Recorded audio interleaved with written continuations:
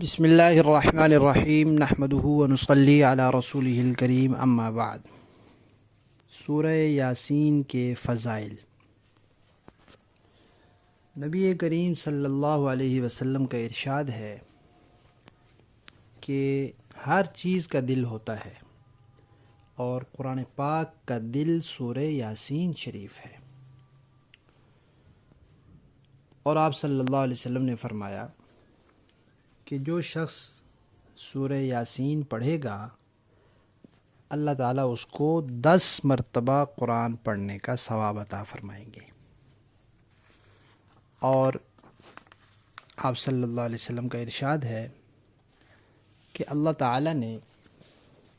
سورہ طٰہٰ اور سورہ یاسین کو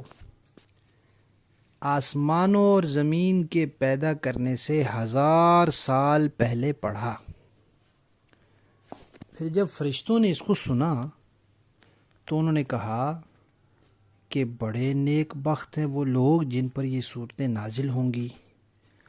اور بڑے نیک بخت ہوں گے وہ سینے جن میں یہ صورتیں محفوظ ہوں گی، اور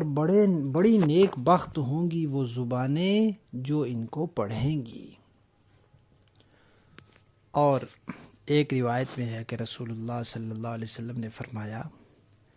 کہ جو شخص دن کے شروع حصے میں یعنی صبح کے وقت سورہ یاسین شریف پڑھے اللہ تعالیٰ اس کی تمام ضروریات پوری کریں گے۔ خواہشات کی بات نہیں ہے، ضروریات اللہ تعالیٰ پوری فرمائیں گے۔ اور ایک روایت میں ہے کہ رسول اللہ صلی اللہ علیہ وسلم نے فرمایا کہ جس نے اللہ تعالیٰ کو راضی کرنے کے لیے خالص اللہ کی رضا کے لیے سورہ یاسین شریف پڑھی، اس کی پچھلی تمام کوتاہیاں اللہ تعالیٰ معاف فرما دیں گے۔ اور آپ صلی اللہ علیہ وسلم کا ارشاد ہے کہ یہ سورت اپنے ان لوگوں کے سامنے پڑھو جن کی موت کا وقت قریب ہو۔ اور ایک روایت میں یہ ہے کہ جس مرنے والے کے پاس سورہ یاسین پڑھی جاتی ہے اس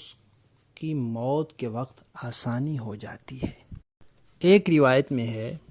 کہ رسول اللہ صلی اللہ علیہ وسلم نے فرمایا کہ میں یہ چاہتا ہوں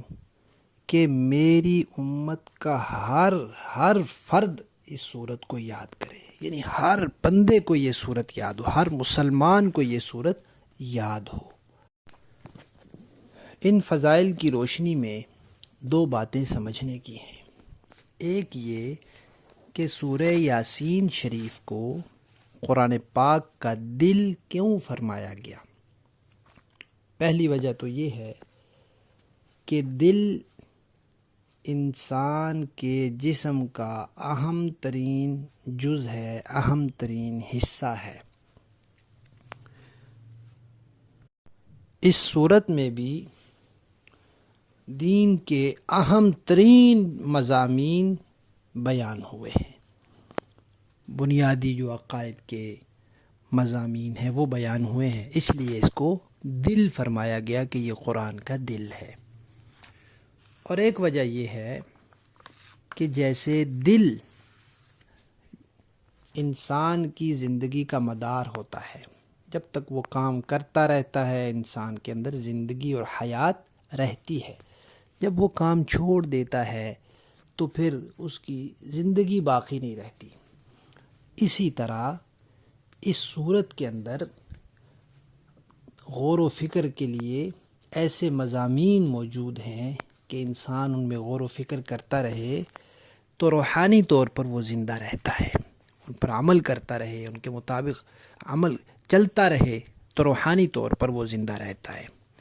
اور اگر نہیں تو پھر گویا کہ اس کا دل مر جاتا ہے، روحانی طور پر اس کی وفات ہو جاتی ہے۔ یہ ایک بات ہوئی۔ دوسری بات کہ یہ کیوں فرمایا کہ جن لوگوں کی موت کا وقت قریب ہو ان کے قریب یہ صورت پڑھی جائے، اس لیے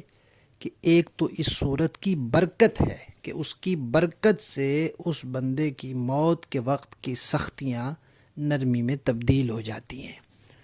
اور دوسرا یہ کہ اس صورت کے اندر مضامین ایسے ہیں کہ جس نے اس صورت کو ترجمے کے ساتھ سمجھ کے پڑھا ہے جب موت کے قریب اس کو یہ صورت پڑھ کے سنائی جائے گی تو اس کا دل خوش ہوگا کہ آخرت میں میرے لیے اللہ تعالیٰ نے ایمان اور نیک عمل کی وجہ سے اچھے اچھے بدلے اور نعمتیں رکھی ہیں، تو پھر اس کا دل دنیا کی طرف نہیں آئے گا، وہ خوشی خوشی آخرت کی طرف جائے گا۔ اللہ تعالیٰ ہم سب کو یہ صورت یاد کرنے اور پورے قرآن پاک کے جتنے بھی حقوق ہمارے ذمے ہیں وہ سب کے سب پوری طرح ادا کرنے کی توفیق عطا فرمائے، اور قرآن پاک کی اور اس صورت کی تمام برکات اللہ تعالیٰ ہمیں نصیب فرمائے۔ آمین۔